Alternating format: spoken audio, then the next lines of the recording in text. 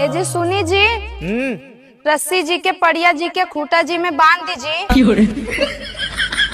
जवन जवन बात कहिले पे सब मान होता, ऐसने में हम सबके दिहा भगवान।